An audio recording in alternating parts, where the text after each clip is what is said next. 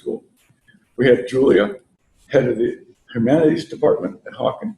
We have Steve, head of the Humanities department at Harvard. You can say have it if you want. And we have Bro, head of the Humanities department in America. We sat in the right order. Right. In that order. Telescoping. Exactly. Big school. And I'm going to ask them, when Bro and I are done with this brief bit about Vietnam, I'm going to ask them to tell you what they do. And but I also want to do this. I want the humanities teachers in the audience to stand up. All of them.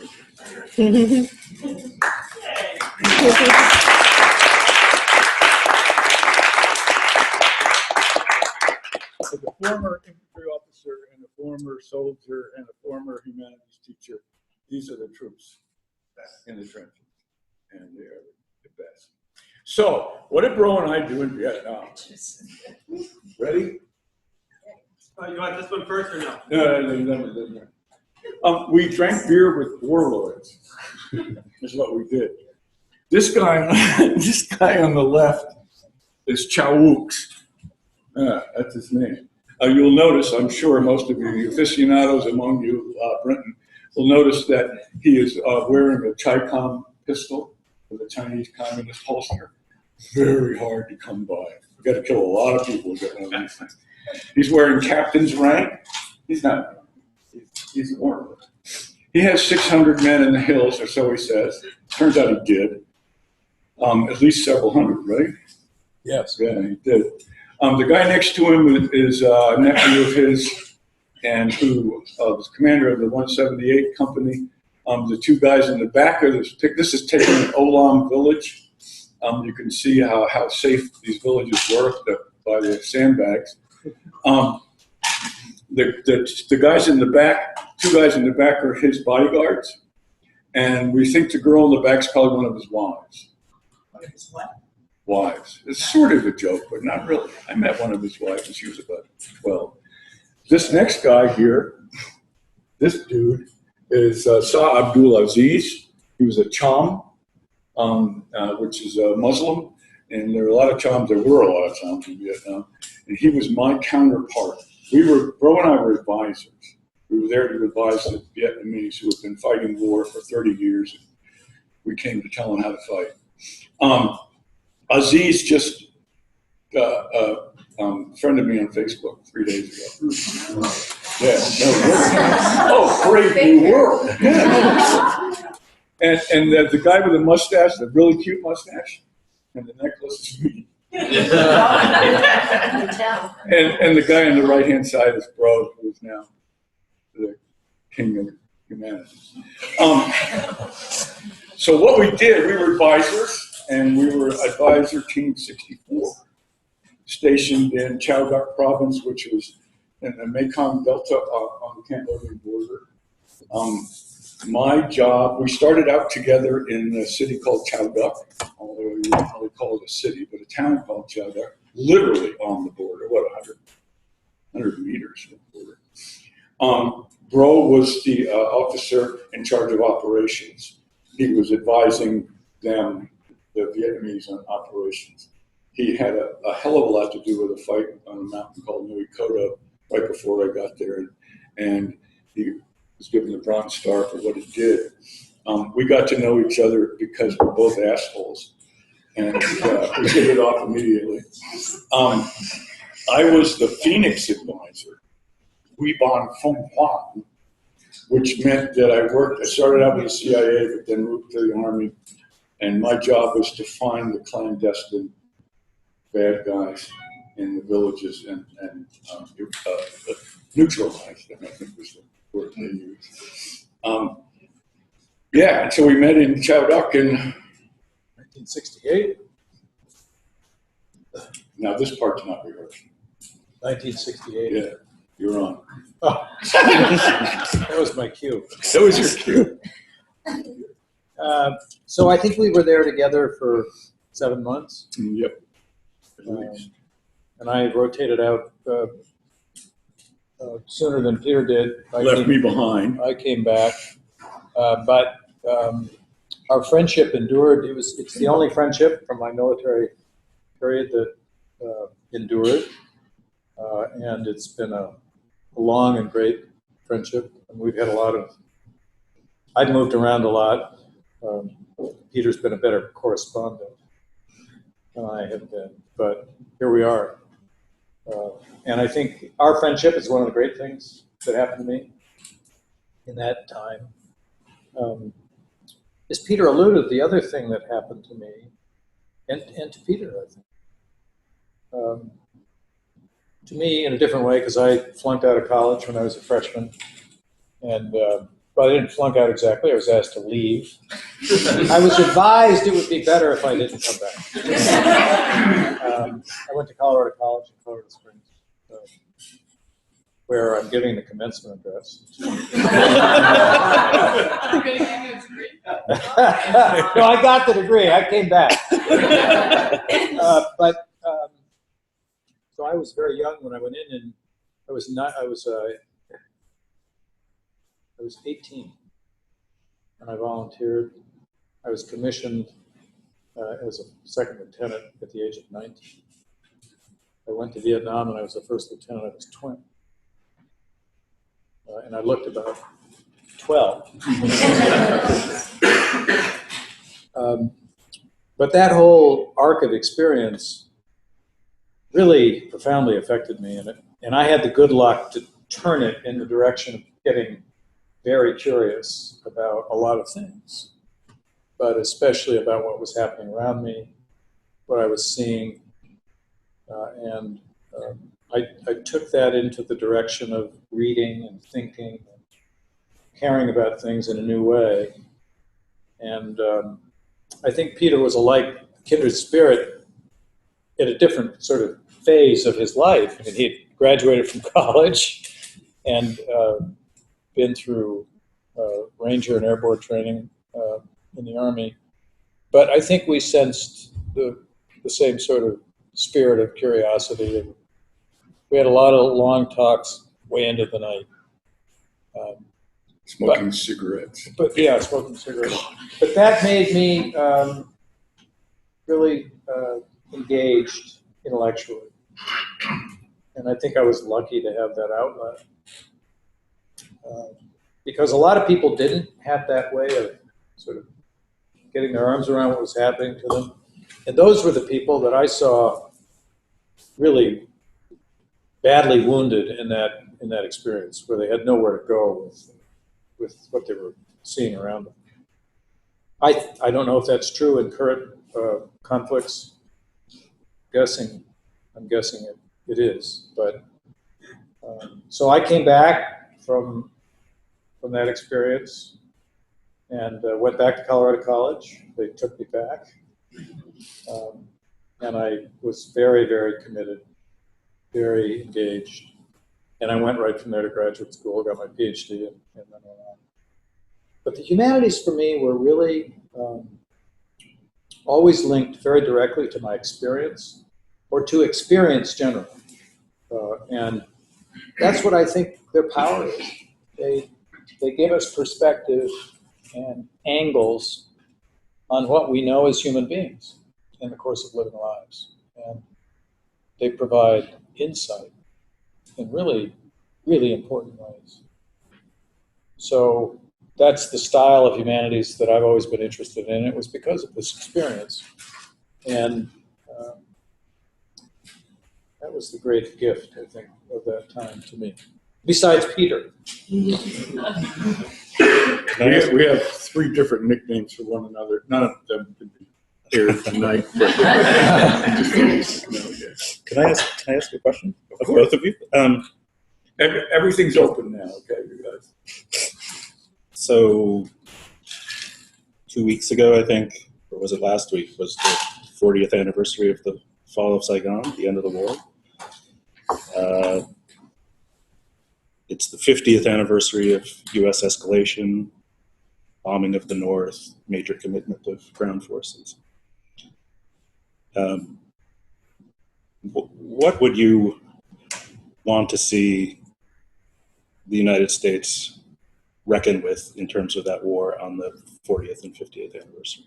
Or do you see? You guys from Harvard. Do you see? They can't hear you in the back. Sorry, I asked on these two significant anniversaries of the Vietnam War.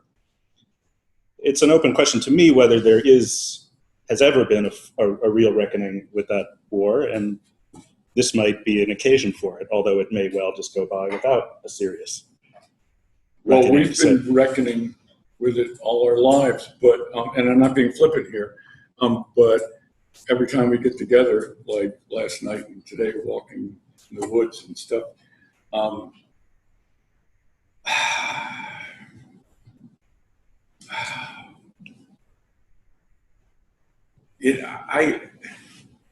no, there's no way that I, and I think I can speak for Bro on this one, can come to simple terms on the whole thing.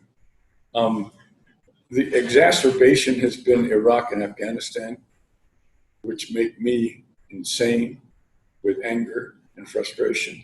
And I think I know they do, Bro. And so they keep this whole thing going. It's who was it who said if you don't learn from history, it's Santiano. Yeah. I mean, we didn't learn from that, and it's frustrating. It's very frustrating to see when our friends in Vietnam were killed. The verb was they were wasted. And at the time, it didn't really hit me. But now with the wall, and I go where I go every year, it's tough. It's really tough. And there's a veteran here in the audience who knows exactly what I'm talking about, and maybe more than one. But Bro, help! Well, it's a wonderful question. I think about it a lot.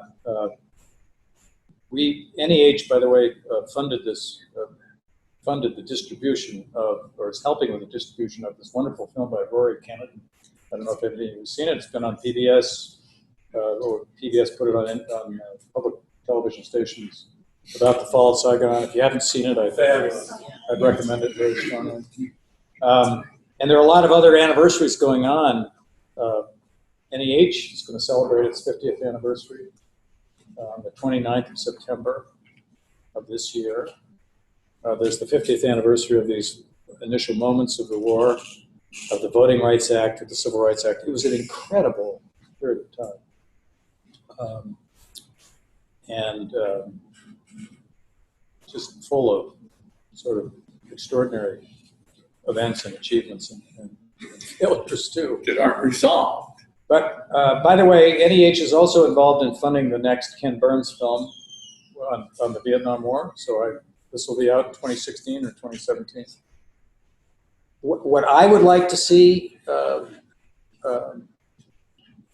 don't think will happen, but a reminding of the country of the enormous costs of these engagements, the ambiguity and the fogginess of the rationale for entrance into that particular engagement, which was driven by a Cold War ideology that completely missed the boat of what was actually happening. And the quickness with which we as a country come to believe that these exercises of power and military intervention solve problems. I think the one deep analogy between Iraq and Vietnam is that we entered both of those conflicts understanding very little about the places and with very little understanding of what would happen the day after we got there. Or to the degree that there was a thought about that, it was a miscalculation. These countries are deeply complicated. They have deep, long histories. And so the kind of reminding of that ambiguity and futility, I guess, is and the tremendous costs. We're dealing now with 2.5 million veterans of Iraq and Afghanistan. Some 30% or so of which, I've been told by people at Walter Reed, are suffering from post-traumatic stress issues of various kinds. That's a lot of people. We call it the wound between the ears. Yeah. And, you know, we don't think about this stuff when we go in. It's always sort of parading around in high-minded phrases, but this is what's left. And we have this tremendously difficult challenge to help these people reconnect into our lives, which, by the way, the humanities can be very helpful and instrumental in that as well. Aquila Theater, tell them that story. Well, NEH is involved in a number of different exercises with veterans. One of them's a theater project out of NYU. 1 second, bro. The back row is having trouble hearing. You guys want to move up? The front row, you don't want to be the onus on you. Oh. Well, the mic is just recording. Oh, that's I'll speak up. Can't hear him move up, okay? I'll speak up. This is a project out of NYU, the theater department, that involves veterans, Iraq and Afghanistan veterans, in the production of classical Greek tragedies, which are mostly about war. And it's been a very interesting project to see these vets involved in this really profound humanities work, acting in these and producing these dramas. And that's an example of some of the things that are going on and that we're supporting. Anyway, so that's my answer to the question. I'm not expecting that to happen. What I expect will happen is that we'll refight the old quarrel about intervention, and we'll do it in the context of the latest intervention. So the argument that will be prompted now is going to really be an argument about Iraq, I think, and Afghanistan. Or Syria. So it's open to you. There was a question. These guys are. Just an interesting observation, and I had a conversation with a gentleman yesterday who's just returned from a 2-week vacation to Vietnam, and talked about what an incredible experience it was for he and his family. And having seen this NPR documentary and sort of coming away with the notion that, wow, there were people who had these huge pangs of guilt about sort of leaving them in the lurch. And, you know, what was this experience in Vietnam like? They're like, you rotten scoundrels, you know, thanks for ditching us. And it was, you know, they were surprisingly sort of very much, he described it as it's the Buddhist culture where they were very much at peace and able to let go. Now, whether that's a fair representation, it's only one person's observation about his experience and, you know, the people. Everything I've heard about people who go back reinforces that point of view. I don't know if it's Buddhism or not, but there's a friendliness and an openness to Americans, I hear, that is extraordinary and hard to fathom in a certain way. I'm trying to convince him to go back with me next year, so we'll see if I can get that done. But that I hear the same thing. Yeah. So after Peter's comment earlier about, you know, history repeating itself and the, you know, where some of us as history or humanities educators find ourselves with the children, we're lucky, we're fortunate at Hawken that we're not, you know, linked to a common core standard. But I know that one of the challenges is that many times our education and sort of the way that we're being asked to teach it doesn't involve the veteran experience, and it's less relevant to students who are in sort of the upper class echelons of education because they're insulated from, you know, there is no draft, and we're just up the road from Kent State, but do they know what that is, and how do you make that tangible? And I think that, you know, sort of one of the bigger challenges is to make that something that is able to be tangible for our kids. And I'm wondering, you know, where is that impetus to put it into the national curriculum and to say the veteran experience and the lived experience of PTSD for 30% of returning vets is something that, you know, it merits a course of study that you could test on a state exam, or, that we get to educate students on here and not across the country. I'm surrounded by teachers, so I'm going to let the teachers speak. I mean, I think that the way that we try to teach humanities at Hawken, right, is that we value experience highly, right? To your point, I loved your point, Bro, about the connection between the humanities and experience. And I think our mission to connect to students to the real world has us thinking all the time about how we can make history compelling to students and make it feel present. And so the example that I think I've connected to your question, Judy, is an intensive that's being taught this spring at the upper school.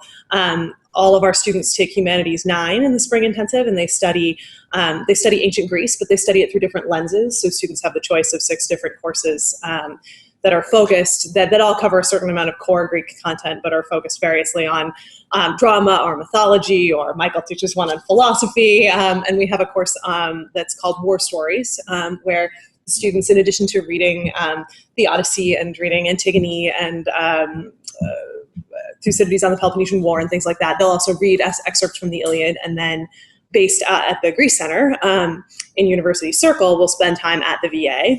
And we'll be partnering with veterans, working with veterans directly, and then turning that into a visual art piece that's designed to, I think it's conceptualized at this point as a mask. So they're thinking about a sort of a profile of the veteran whom they personally meet and engage with, and thinking about how they translate their understanding of the Iliad and their understanding of this human being, this person that they've met and they've talked with, into something that comes out at the other end in the visual arts. So, I mean, I think that's how we try to do this. I think the question about how to make it more present in the conversation at schools that are less mission-driven toward connecting to experience is, it's part of what we were talking about today at lunch with a number of upper school humanities teachers, and it's really, it's hard to know how to do that. Yeah, I mean, what you're saying, I think, we sort of firmly believe that humanities is best studied when you interact with humans. Right. And so to build off of, we don't. The problem is that a large portion of our country educationally locks kids in classrooms and doesn't have them interact with the people with whom they are supposed to empathize. So doing that kind of work, I think, has become really important. Jack Bryce's homelessness class, which you may have heard about, the number of people who are homeless in Cleveland is heartbreaking. The number of people who are homeless and who are vets is devastatingly heartbreaking. And Jack spends a lot of time with that conversation, talking to, having the students work with the homeless population. A lot of those, that population are veterans, to get back to some of what we're talking about here. So we've done, not that we're done, we're never done, but we've done a lot of trying to get into the city and trying to actually speak with the people that with whom we are supposed to be empathizing. And I think empathy is kind of, if there's a thing, we always talk about humanities should really be called connections, right? And the idea is that to connect to people is to empathize with people and to understand where they're coming from. And I think we're going to continue to repeat that history if we don't. We continue to repeat that history. So that's sort of part of our mission, I would say, for sure, in our curriculum. Mm. That's great. I have a question. So in Mark Edmondson's article on the English major, which was great, by the way, there's a great line that says, he's an unfinished guy, she's an unfinished woman, which can be embarrassing and discomforting from time to time when they're with the knowing ones, the certain ones. So, Steve and Bro, my question, and particularly Bro, in your interview with Diane Rehm, when a caller had asked you about the escalating costs of college, and particularly liberal arts, and you mentioned that there would be a change in expectations that would eventually lower this sort of competitive drive among schools. What is that change in expectations in your views? gonna be? With respect to cost, I don't remember using the word expectations, but it doesn't really matter. I think what I said was that this cost escalation trend in higher education, and maybe in the trend of private secondary education, would change only when the market, people buying the products, insisted by making other choices, and that would begin to break a competitive dynamic between and among colleges and universities, which are now assessed in the marketplace by virtue of the resources they can bring to the product and to the experience.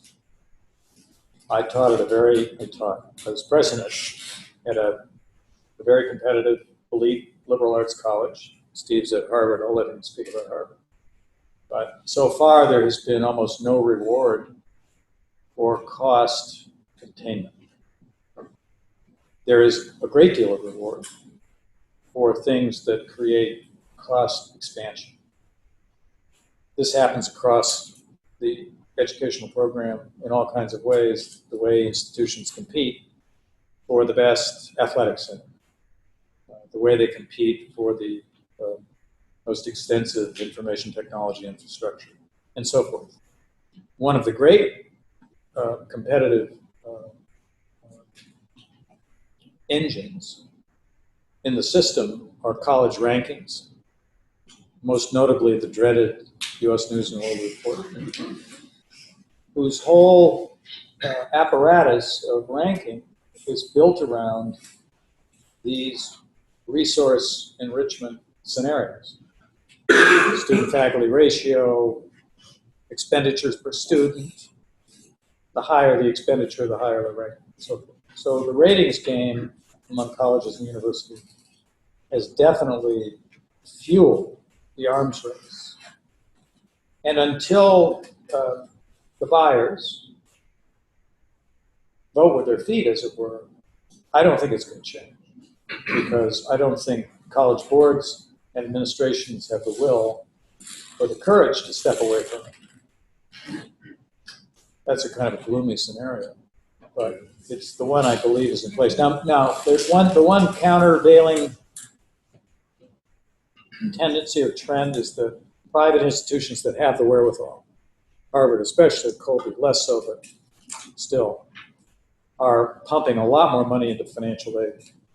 So we're getting these bifurcated populations of students from families who can pay the full freight and students from families of very modest means who get these huge discounts all the way up to and including the total price of the comprehensive.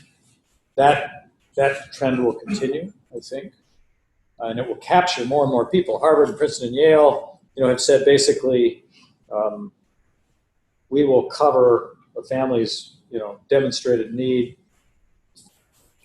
and not require them to take any loans. And you can basically go here if you make under $100,000, I think it is, for free. Well, Harvard, Yale, and Princeton do that. Colby can't do it. It's getting there. But even so, the people with means, by the standard formulas, are still going to be paying $60-something thousand this year. That's my gloomy scenario. Am I answering the question? Sort of. I mean, I'm just curious how college costs you think might end up coming down. I think that's how they'll come down.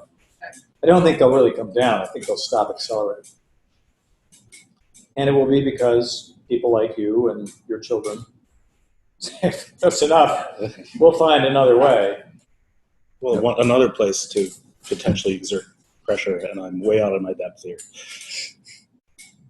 would be on state legislatures that have been cutting. Sorry, another place to exert pressure would be on public universities and on the underfunding of public institutions of higher education, which are still competitive in terms of tuition with private schools, but not what they were. They're catching up. But not what they were. And if that becomes more of a genuine alternative, and if more students, more elite students vote with their feet by going to Ohio State, or if Wisconsin survives Scott Walker, or Michigan, or any of the state schools. And by the way, the state schools,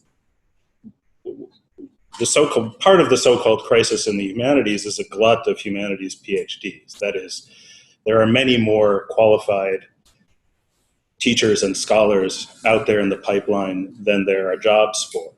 And I'll talk about another crisis related to that in just a moment. But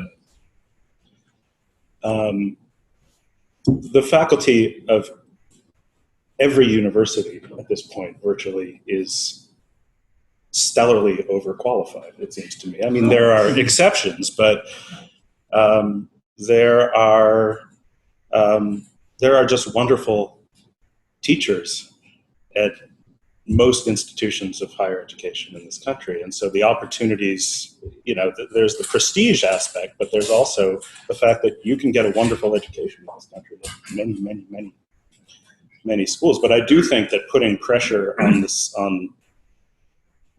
the states to recognize the public in public education again is really crucial, and might have some effect in terms of it might have an effect on private institutions if more people if there's a real option to choose public education. Is that jive with your Yes, sense? that's right. How do you see other paths, for instance, apprenticeships, which people have recently seen as an alternative to college, especially given the way our economy is going, affecting this issue of college costs? And do you think people will turn to apprenticeships as opposed to going to college in large numbers and so on? As a short-term matter, no. A long term, Maybe. yeah. I mean, that would be an entirely new world. Some of you saw the report that was just issued last week by Brookings about the financial value of a four-year degree. I don't know if any of you saw that. The numbers are pretty clear.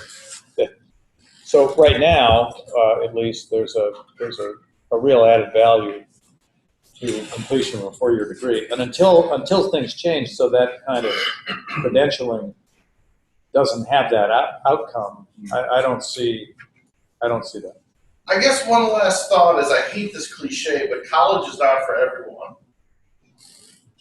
I mean, how viable do you see these apprenticeships? It would be long term, and who knows would be your answer. Again, I was last weekend, I was in Miami, and I spoke at the commencement of Miami-Dade College, which is the biggest community college in the country, 160,000 students. The ceremony I was in was two campuses, Wolfson campus and Hialeah campus. This was one of the most amazing experiences of my life. Watching these kids. The demographics grow. The demographics, 60% Hispanic, 30% Black, 10% everybody else, including whites. 77 countries represented in this graduating class, immigrants from 77 countries. They did a parade of flags across the stage at the beginning, and there were these eruptions of cheers from the countries as they came across, from the students from the countries. The ones with the biggest cheers were, Cuba, Colombia, et cetera. Of course, they're Hispanic. They're Hispanic with great particularity. Some of them are from the Caribbean, some of them are from Central America, some from South America. The Black population, similarly, incredibly diverse. 65% first generation students. And Obama has been pretty clear about this. I mean, I think the system of community college is hugely important. And I think it's hugely important, not just to the economy, but to the country generally. Because these kids, talk about the humanities, this is most of the population, the college-going population of the country. and they're being educated in these institutions.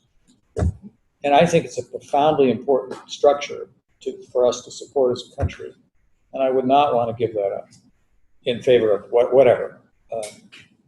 My favorite code of that story was that as each flag passed the stage, there was a great cheer that went up, like at the Naval Academy or at West Point, for that particular country by the people in the audience. But the last flag that passed the stage got the biggest ovation, and it was the American flag. The place erupted. It was just overwhelming. It was really an incredible experience. So I think these places, and you've got them around here, and I think there's a huge role for the humanities of these institutions, because these places are educating not just workers, but citizens. And that's the humanities, right? That's history, that's fundamental constitutional principles. It's the whole thing. It seems too good to pass up the opportunity to point out that we actually have a partnership with Cuyahoga Community College, which is, in my view, one of the more unlikely Hawken partnerships in Cleveland, but it comes from our Humanities 10 course. So in our Humanities 10 intensive, we study Atlantic migrations, and students do, and the culmination of this 3-week intensive is a creative writing project where each sophomore begins with an interview with an immigrant. So they choose, if they know somebody, they can interview a parent, if a parent immigrated to this country, or usually we have at least half of our students don't know anybody personally who's immigrated, and so those students get on a bus and go to Tri-C East and meet with an ESL class. And we partner them up, each Hawken student with a Tri-C student, and they have conversation practice. So they conduct an interview, and we go through a whole process about how do you interview somebody thoughtfully and sensitively. And we do, the two humanities teachers will do mock interviews where we like ask horrifyingly inappropriate questions and have to walk it back. Or we, ask only factual questions and never ask any follow-ups, things like that. So we work with them on those sort of interview skills. But then they're in this experience, they're in this moment, in this experience that many of them haven't quite had before, where they have to interact with somebody who also lives in Cleveland, but who has maybe had a very different life experience from their own. And then they record the interview, and after they come back, then we go through a whole series of creative writing exercises designed to turn that sort of raw material of the interview into a monologue, which the students then perform as the person that they interviewed. It's a beautiful conclusion to the intensive. And I think there's just so many things that I love about having our students connect with the students at Tri-C. Yeah. And it's a nice outgrowth of everybody in Humanities 10 does that, which is awesome. And it's a nice outgrowth of a course in Humanities 9 where one group of kids takes an intensive called We the People, entirely out of the Greece Center, and that culminates in the naturalization ceremony, which to me was, for me, was at 51 something I'd never done before and was the most meaningful part of that. But to experience that with people who are actually enjoying their citizenship was really great, and it sort of then it sort of feeds into this larger project that everybody gets to do in 10. So, yeah. Not that I think you have control over this, but something that struck me when Peter said that part of the humanities is developing empathy. And when I think about where I developed empathy, it wasn't at school. I think I developed empathy from my home life, from my parents, or the people who taught me empathy. And not that I don't think it's great that schools can fill in those gaps, schools can try to do that, and schools obviously can't have an effect on what your parents do. But when I think about where that came from, I mean, not that I didn't learn facts and not that I didn't have great teachers who took me down that road, but to really understand that, it came from my surroundings. And I understand that more and more as a parent. When I look back, oh, where did I learn that? I learned that from my parents. So it makes it much more important to me to try to instill that into my children. And the other thing that was interesting is when you talked about learning from your mistakes. When I graduated in '81 from Hawken, and when I took history at Hawken, European, a lot of European, a lot of, I think I learned the Civil War really, really well. And then I learned World War II really well. And then World War II. And after World War II, I mean, history, I don't know about you, but I mean, you know, I didn't study Vietnam.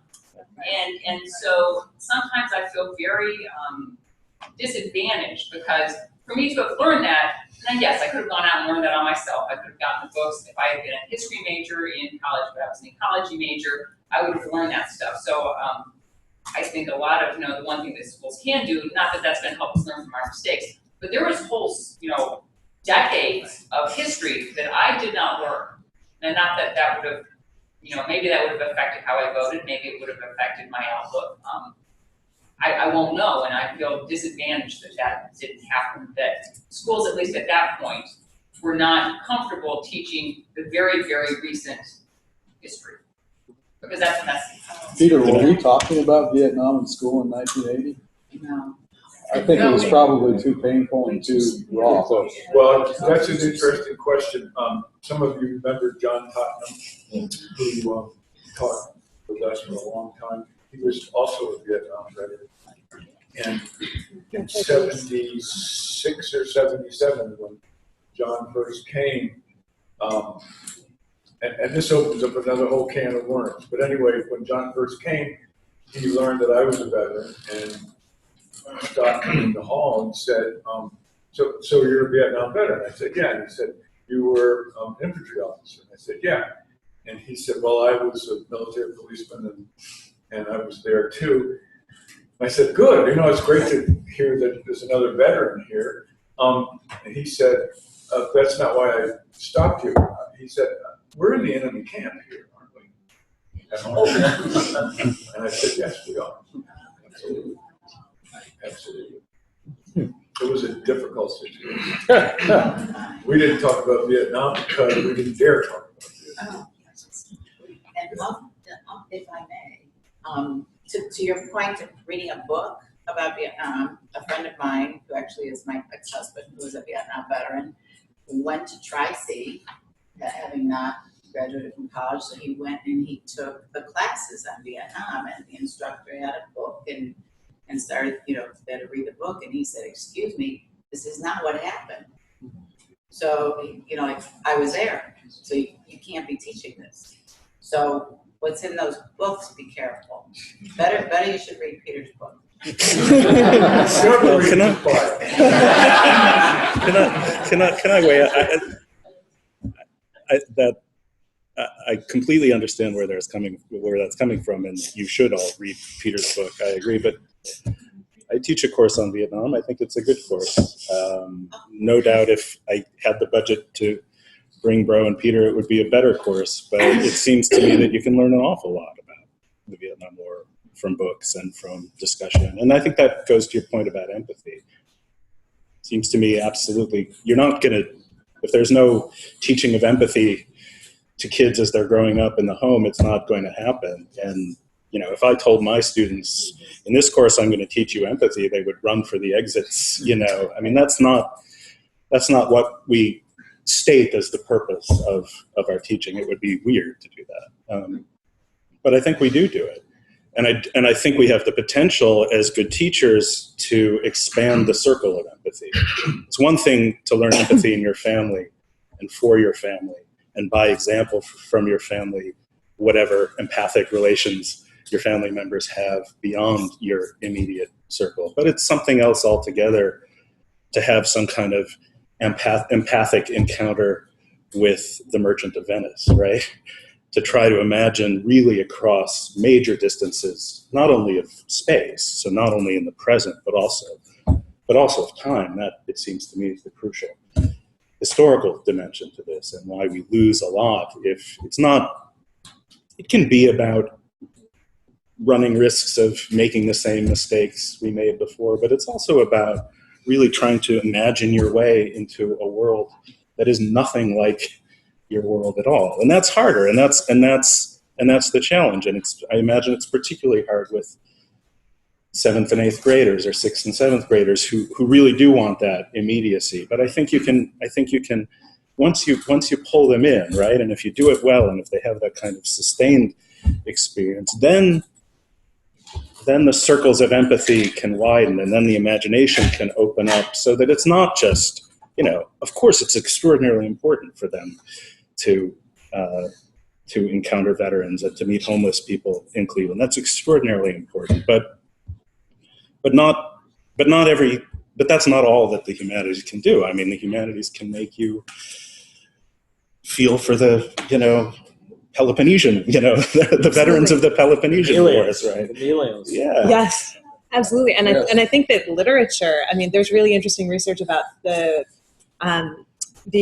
power of reading fiction and the development of empathy, like fiction specifically. And I just feel like this is a moment to make a plug for literature, with nothing against history or any other disciplines in the humanities. But I do think that, the closest that one might get to experiencing something that you never personally are going to experience is through reading, a first person account, or reading and connecting with some character in fiction who makes you understand something in a different way. And so, I absolutely agree. Experience is powerful, but literature is too. Well, the combination of the two is what we're doing. Yeah. I would like Bro and Steve to hear about what happened to the seventh graders at the Vietnam Wall. Looking right at you, girl. I know you weren't prepared, but that's okay. Yeah, that's the theme. I'm not joining that panel, though. I'm going to read my credentials. So my students went to Washington last week. The seventh graders go to Washington, D.C. every year. And we were there last Thursday, which is the 40th anniversary. It was a beautiful day. It was a beautiful week. As we came up to the wall, and Peter comes and talks to us actually in advance of the trip, as we learn about Vietnam really through you and the wall through you. And they watched the violin, part of the violin video. So we come walking up to the wall, and there's this whole setup and a stone cutter there, and this frame being put on the wall, and the guy's actually adding a name to the Vietnam Wall. So we got to watch this happen. 2 names got added, and we were asking him, how could you be adding someone at this point? It's 2015. But he said they always have 5 names on the wall, and they leave space at the end of every so often for adding a person who was severely injured in Vietnam, who died later in the United States as a result of that injury, and they actually are marked killed in action on the wall. So the family members have to petition for this person after death, and they can be added. So they were adding 2 names, and that was really amazing to see. And then the sweet piece about our students going, and I don't know who did it, but a number of them took little pages out of their notebook and were writing these notes and leaving them in the trough along the wall. Welcome home, as you tell them to say. One said something so touching, like, I could never be as brave as you. Thank you for everything that you did. Which is really amazing to hear a 12 or 13-year-old, in the moment, think of writing that and leave it behind. So that was our experience on Thursday. It's pretty deep. Thank you. Thank you. Question is. I am a little bit afraid of the multidisciplinary nature of that word up there, humanities. But this is the first time I've had an opportunity to attend an event that focuses on something that broad, that particular concept. And I missed your earlier introduction, but I'm told that you invited discussion first of the Vietnam issue, and to the extent it's fair to do so now, and overrule me if I'm wrong, I would love to hear you offer a little transition or segue to focusing on that topic, broad as it may be. And I offer this in part because empathy is such a great pivot to go from one topic to the other.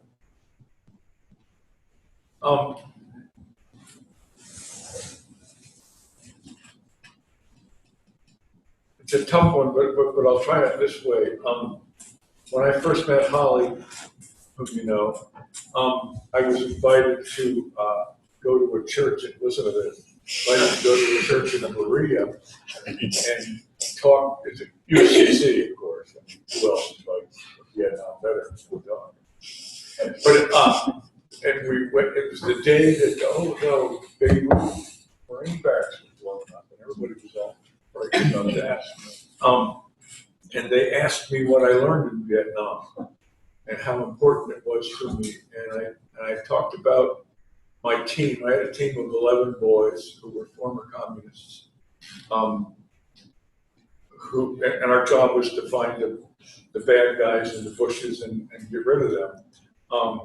And so they knew all the bad guys. I'm getting to the point, sorry. But these people, and it was a very nice congregation. It was a very interesting congregation. And they were wondering why I was talking about these Cambodians who had been communists before and come to our side, work for the CIA and stuff like that. And somebody finally said, well, you get the point. If not, I wasn't too high, but someone finally suggested it. And I said, one of the things I learned there with these boys who were soldiers and damn good soldiers was how to hold hands. And they looked at me like I was a freaking idiot. But I meant it totally. I learned physical compassion. It's compassion, empathy is the word of the day, but compassion when everybody's afraid. Compassion when you may die, God only knows, within minutes, is as intense as anything you've ever experienced, right? I'm looking at you.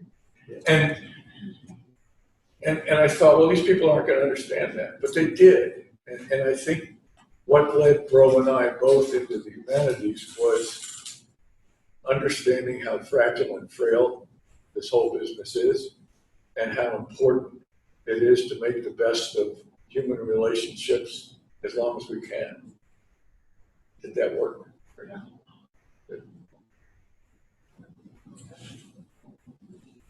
And then a guy stood up in the audience and said, "Did you see the leaves today?" I said, "Whoa, I really knocked these people over." So I guess that worked. Works for me. Yeah.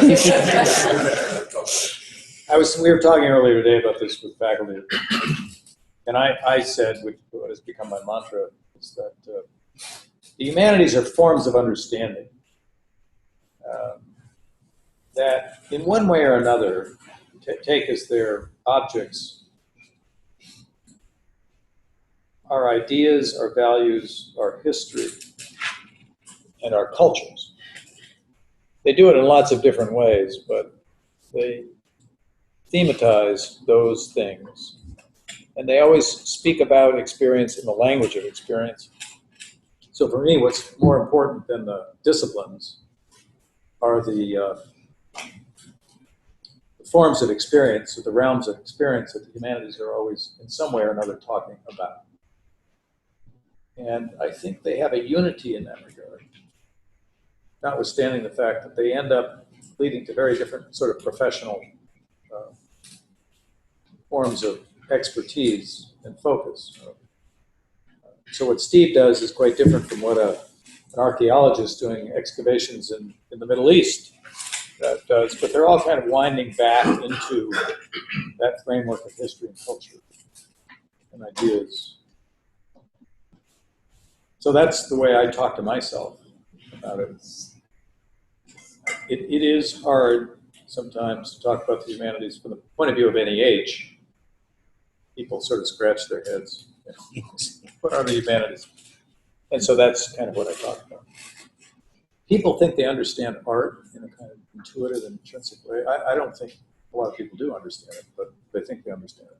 You say the word science, and people sort of know what you're doing. You say the word humanities, and people scratch their heads a little bit.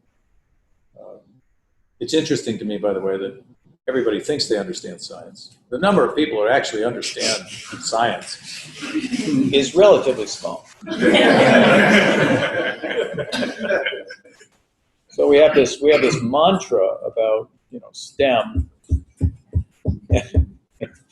Just I get that. I understand what that's about, but how many of us are deeply fluent in science and mathematics? Not many. Scientific literacy is a very important objective of education, and I think a place like Hawken, a place like Colby, a place like Harvard, care about scientific literacy. But we also care about other forms of literacy. I don't know if we're... I want to hear what Steve does. He's working up to it. I don't know what I'm working up to, but we'll see what comes out. Somebody mentioned citizenship before. It seems to me that there's the content of citizenship. That is, some parts of the humanities teach people U.S. history or the U.S. political system, but there are also the practices of citizenship that I think the humanities teach. Deliberation. And some of you read that piece by my colleague Jennifer Roberts about making students sit in front of a painting for 3 hours, which seems unbelievably painful to me, but I think it's kind of a great assignment. Talk about deliberation, talk about taking time and really thinking about things and making judgments. And I mean, that's about value, right? That's about, and in some sense, it isn't, whatever else those students are doing when they're sitting in front of Copley's Boy with Squirrel in the Museum of Fine Arts for 3 hours. It is coming around to questions of not just seeing and figuring out what they're seeing, but making judgments about beauty and making ethical judgments as well as aesthetic judgments, I think. And all of that is absolutely critical. And I'm sorry, some STEM courses may do it, but we do it better, and we do it, and that isn't to denigrate STEM at all. It's critical. I think we're both just reacting to the fact that when anybody talks about education in this country these days, they tend to talk about STEM, and they very rarely talk about the humanities and the public value of the humanities. And it seems to me that sort of citizenly, deliberative, ethical judging, and not just deliberating by yourself, although that's what you're doing when you're sitting in front of that painting, but Harvard has this massive online course project that a lot of universities have, which is terrific, and it really is bringing in constituencies that have never been brought in before, and it's terrific in that regard. The one problem with it is that, in my mind, nobody's found a better way of teaching than sitting around a seminar table face-to-face and talking things through, and that's also, it may not always seem democratic when a teacher's in the front of the room, but there's something is being learned about exchange and open-mindedness and listening and being willing to change your mind and dialogue. That seems to me crucial. I might just add that Sean Decatur from the class of 1986, who's the current president of Kendi, he spoke at the City Club last year. He's a biochemist by training, taught biochemistry at Holyoke for a number of years, and then came to Oberlin before going down to Kendi. And his point was exactly this, how he is a scientist and as a science professor and as a scientific thinker his work could not have happened had it not been for the liberal arts and the humanities in particular. And if he did a terrific job in the speech, you can go and listen to the podcast City Club. It was November of 2013. Terrific address by Sean Decatur, class of 86. Oh, they had STEAM instead of STEM, which had the A for arts at my granddaughter's school last week. That was great. And just listening today, it's kind of like the schools and the colleges have taken the place of what our families, and you talk about what your family taught you and what your grandmother taught you and your grandparents taught you. And in our society that is so dissembled now, each generation who's moving to which we're all so mobile. And I think it's just really important that we have humanities to teach us the things that our grandparents and great-grandparents used to teach us that our kids don't necessarily have access to anymore.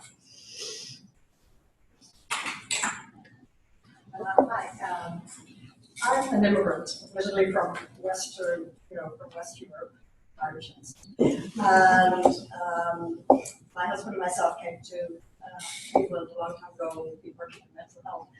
My 3 daughters went to Hawken, and one of them I asked, I said, what do you think you've really been disadvantaged by, having parents who are, immigrants, who kind of, made mistakes, who haven't kind of, known particularly the education system and stuff like that, And my daughter's replied, well, she said, well, actually, I think we've got a much broader worldview, than our friends, and, the fact that we're working in mental health, that kind of, again, kind of a broader view of poverty and socioeconomic problems in Cleveland. And I think in actual fact, in Hawken, I mean, this is an issue, I think, that really has to be addressed in a school like Hawken, because you just have such incredibly kids coming from unbelievably wealthy families who have absolutely no idea that there are people in Cleveland who literally live on less than they probably get as pocket money, okay, on a weekly or monthly basis. So I think in a school like Hawken, I live in Shaker Heights, obviously Shaker Heights kids, they mix with a lot of, socioeconomic classes. I think with Hawken, I think it's truly an issue that has to be, part of everyday living. And you were talking about Colby and obviously at Harvard, that, they're making an effort to have people giving them all the funds to come to schools like Colby and stuff like that.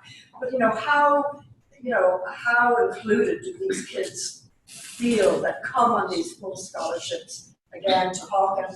Are they kind of hiding the fact that their parents are poor? I mean, there are literally kids out there and go to Hawken who have no idea about how, other people live, how, quite frankly, 95% of probably, people in the U.S. live and have a very rarefied view of life. And I'd like to think that the school is, discussing this in humanities classes, and English classes, and stuff like that. So I'd like to hear your input on that. Absolutely. Well, Yeah, gosh, there's a lot. I'd like you to answer. I mean, have you ever been, quite frankly, shocked by some kid coming out with, a viewpoint that is, wow, this kid really is not living in the real world? Daily. Well, I'll say something about many stories, if that's all right, and then about the class, the intensive class, and then if you want to. Yeah, that's yeah. We teach in Humanities 9.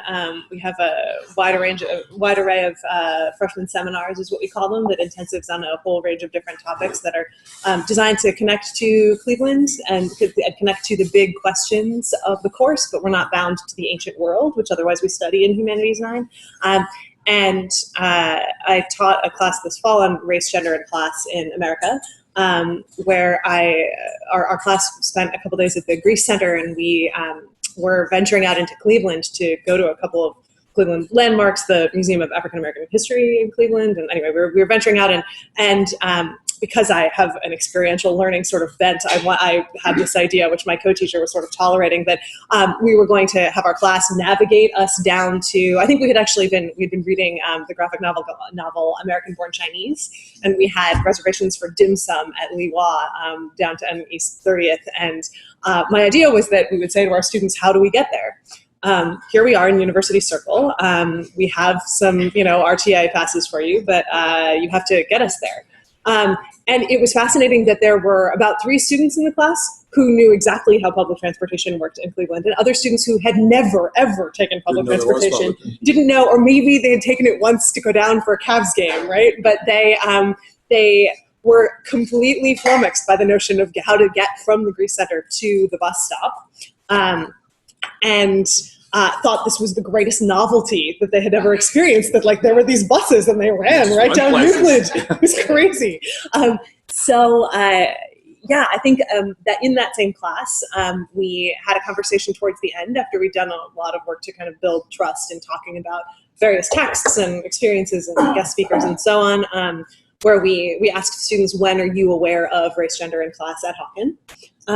And had them do an exercise with Post-it notes and talk and identifying moments for them when they had been aware of the way that these identities for Hawken students sort of play out. And then they did because we'd read this graphic novel, they did a little graphic memoir sort of vignette where they wrote about some moment for themselves where they were aware of their own race, gender, and class. And there were a few that were particularly beautiful and somewhat heartbreaking about exactly what you described about students at Hawken who were passing in some ways as sort of having more money than they actually did, and reflecting on their own class status and what it's like to be at an institution with lots of privilege when you don't necessarily come from a background of privilege yourself.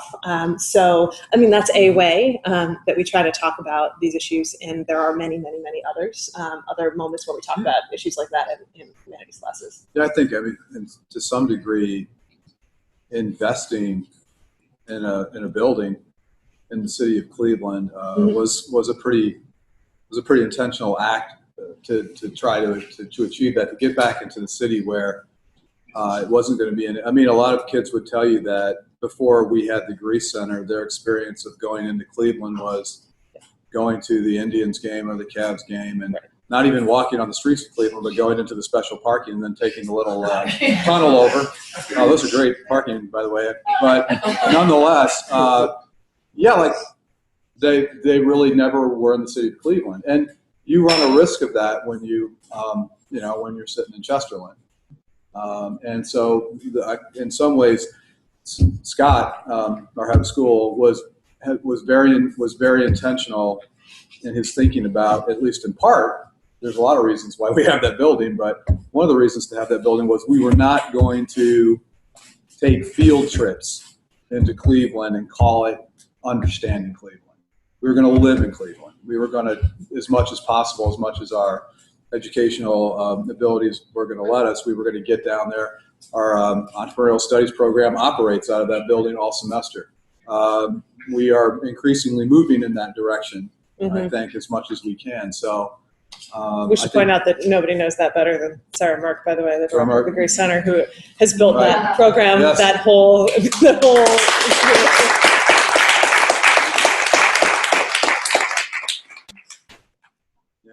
Yeah, no, absolutely. We've got an intensive going to Ireland next spring, by the way.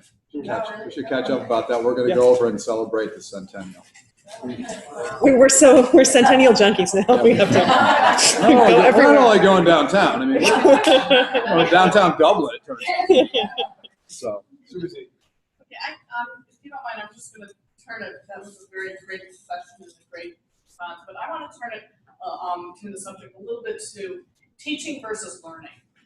Okay, so my question is, we all have time constraints, and certainly the students, and I'm particularly talking about high school students. I know that you guys are doing the college age, and I hear it from my college age students as well, but we all, I want to know, how do you leave time for, I thought the power of patience was absolutely outstanding, and it made me think about what I'm doing right now, and I won't tell you how old I am, Steve.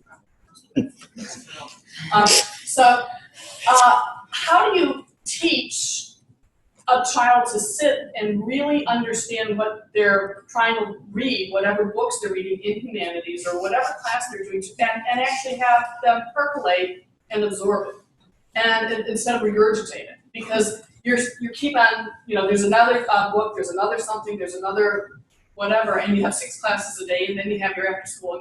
So how do you help, actually, maybe the better way to ask the question is, how do we as parents help percolate on that, besides hopefully bringing it to the dinner table or right before you go to bed, did you like the book or whatever? I'm just asking the teaching versus the learning part. And that can go you guys would do it. Well, you can tell me what Hawken is, somebody can tell me what Hawken is like these days in terms of homework. It seemed to me, I mean, I have 2 older kids. One's a sophomore in college and one's a graduating senior from high school. They went to public schools in a nice suburb of Boston, and they had insane amounts of homework. They never would have had the opportunity to dwell on something like that. It seems like there was always something else that they needed to do. And I still don't have a clear answer on where those pressures are coming from. But at my most cynical, I think it's about the real estate values of towns in the suburbs of Massachusetts, that they want to rank the highest in terms of public schools, and so they're actually teaching for the state tests in an extraordinarily cynical way, having to do with actual real estate values. That's at my most cynical. But I don't know, I can't really tell. I mean, I never met another parent in that town who was happy with the amount of homework that kids were getting. No, then the kids certainly aren't happy about it. But but the school administrators and teachers would claim that the pressure is coming from the parents, right? And no parent I ever met was saying that they were happy with the amount of homework. So, private schools may have the luxury of avoiding those pressures certainly the pressures of teaching to the test they can avoid.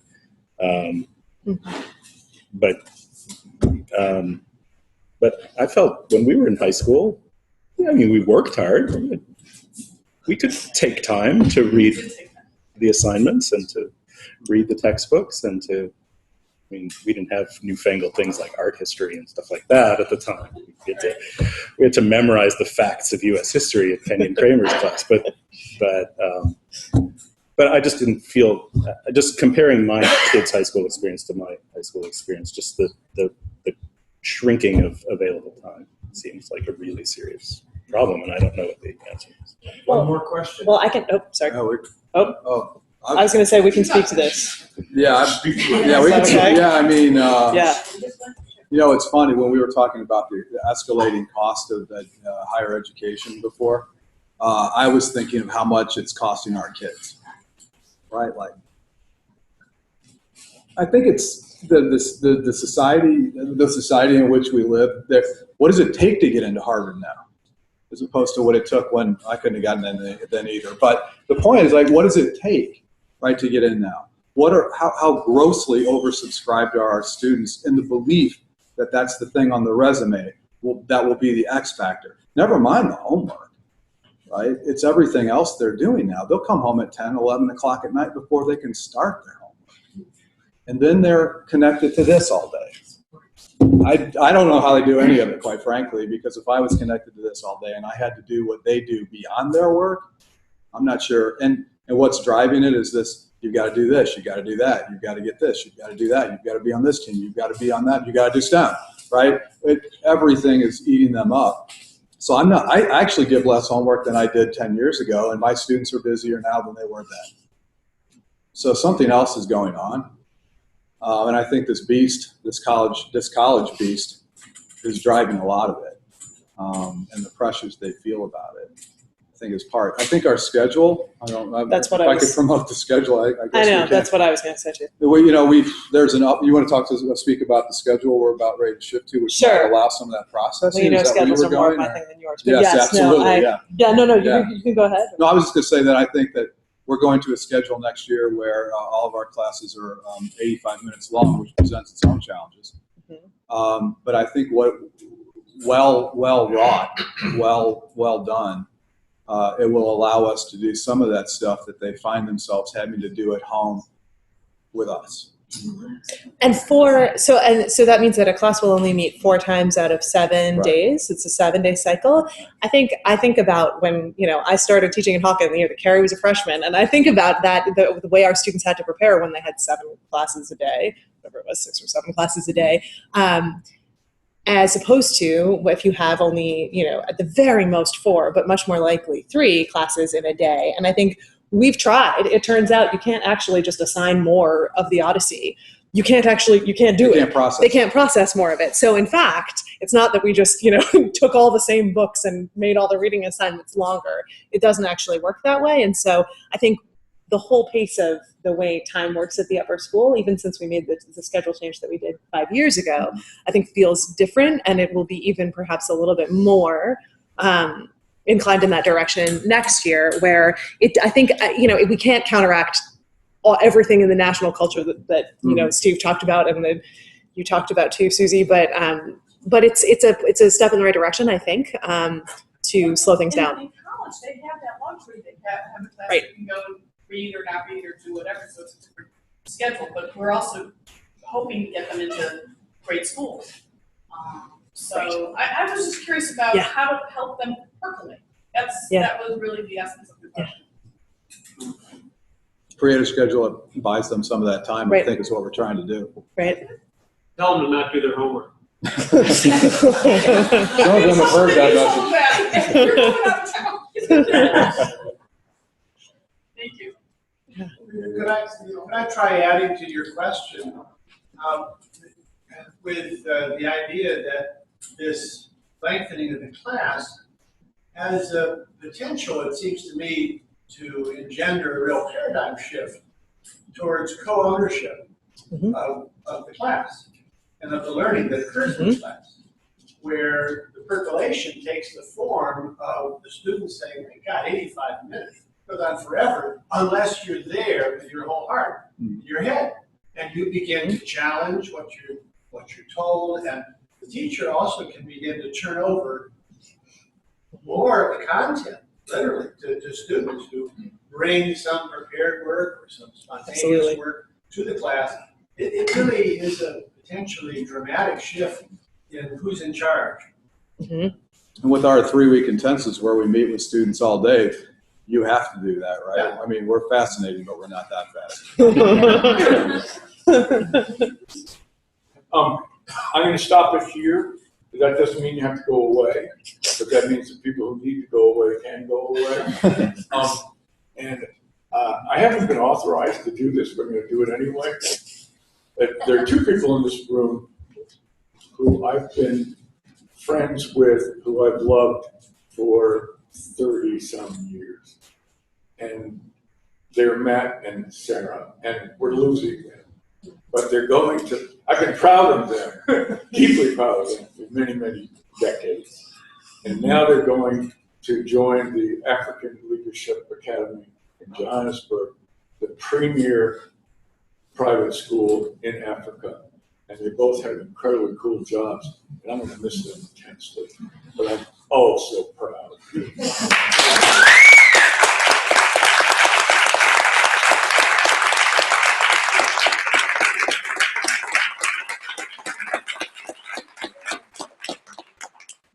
Thank you to these guys.